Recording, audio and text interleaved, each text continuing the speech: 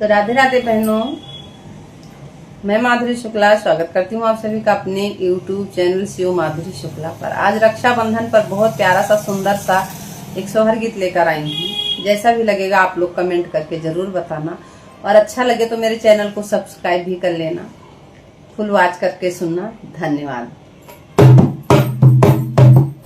ओ ससुरे से